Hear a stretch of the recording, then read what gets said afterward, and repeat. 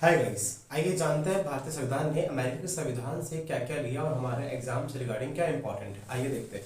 तो भारतीय संविधान में सबसे मोस्ट इंपॉर्टेंट चीज, भारतीय संविधान ने अमेरिका से क्या ली? प्रस्तावना। उसका पूरा ढांचा जो बहुत इंपॉर्टेंट है, तो इसी प्रस्तावना को संविधान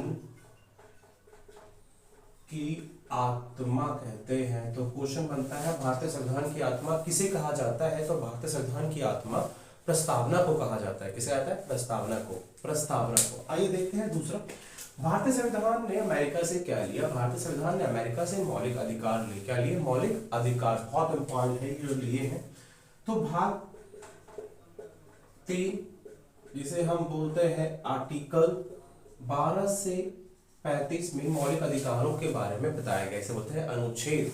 तो पहला समानता का अधिकार, तो दूसरा स्वतंत्रता का अधिकार, शोषण के विरुद्ध अधिकार, चौथा धर्म की स्वतंत्रता का अधिकार, पांचवा शिक्षा एवं संस्कृति का अधिकार, सबसे मोस्ट इंपॉर्टेंट संवैधानिक औपचारों का अधिकार। अगर कोई भी आपके मौलिक अधिकारों का उल्लंघन करता है तो आप अनुच्छेद 2,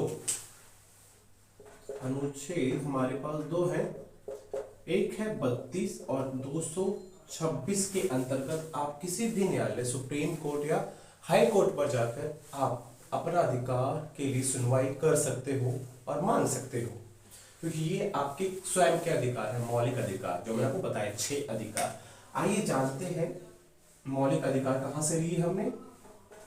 अमेरिका से। दो क्वेश्चन के लिए, भारतीय संविधान की आत्मा कैसे कहते हैं? प्रस्तावना को। मौलिक अधिकार कहां से लिए? मौलिक अधिकार हमने लिए अमेरिका से। तो मौलिक अधिकार में मोस्ट इंपॉर्टेंट अनुच्छेद कौन सा है? अनुच्छेद 32, जो न्यायालय में हमारे मौलिक अधिकारों की सुनवाई के लिए बहुत इंपॉर्टेंट है। अगर कोई भी व्यक्ति हमारे मौलिक अधिकार का हनन करता है तो हमारे लिए अनुच्छेद 32 के अंतर्गत हम जा सकते हैं। कोई डाउट?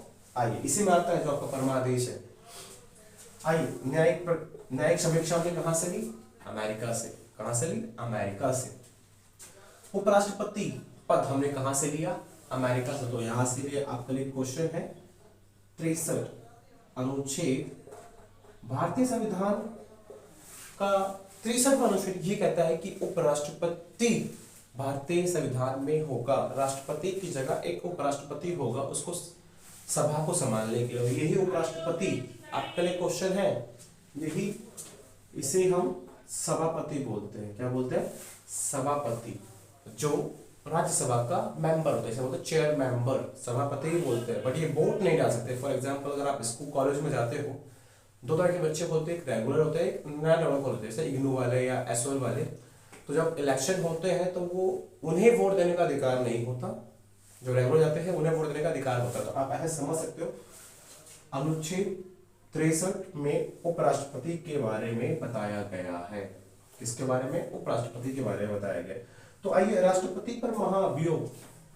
कोई भी व्यक्ति, भैया अगर कोई भी संविधान के विरुद्ध कोई भी ऐसा काम करेगा जो नहीं है, तो उसको भी प्रावधान दे रखा है भारतीय संविधान। तो चाहे राष्ट्रपति हो, चाहे कोई भी हो, कोई सा भी अधिकारी हो, अगर गलत कार्य करता है, अपने कार्य का निर्वहन नहीं करता, तो उसके लिए प्रावधान है। आइए देखते हैं।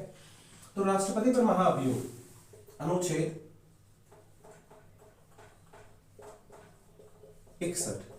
पेपर में कई बार एसएससी के एग्जाम में कई बार पूछा गया, भारतीय राष्ट्रपति पर किस अनुच्छेद के अंतर्गत महाभियोग लगाया जाता है? तो ये लगाया जाता है 61 के अंतर्गत। तो ये हमने लिया कहां से? लगा तो दिया, लिया कहां से? ये लिया हमने अमेरिका से। तो राष्ट्रपति पर महाभियोग की प्रक्रिया हमने कहां से ली? अमेरिका से। तो आपके लिए क्वेश्चन ये पूछता है, भारतीय संविधान से पहले ऐसे जो यहाँ गवर्नर थे, वॉरेन हस्टिंग्स, आपने नाम सुना होगा, जो बंगाली गवर्नर थे, तो उन पर पहली बार अभी महाभियोग लगाया गया था ब्रिटेन पर। आपके लिए क्वेश्चन, आप जानकार होंगे, वॉरेन हस्टिंग्स, इन पर महाभियोग लगाया गया था लंदन में। तो आइए देखते हैं। तो न्यायाधीशों पर महाभियोग लगाया जाता है। तो न्यायाधीशों पर महाभियोग की प्रक्रिया दूसरी होती है, वो संसद में जाते हैं। संसद के 2/3 बहुमत से जब तक पास ना हो जाए तो उनको नहीं हटाया जा सकता। तो आपके लिए क्वेश्चन ये बनता है, हाल ही में जो कॉलेजियम सिस्टम है, क्या वो संविधान के किसी भाग का हिस्सा है या नहीं? तो मुझे आप प्लीज कमेंट्स में जरूर बताइएगा। और ये वीडियो अगर आपको अच्छे लगे तो प्लीज आपकी नॉलेज के लिए थैंक यू सो मच और जय हिंद।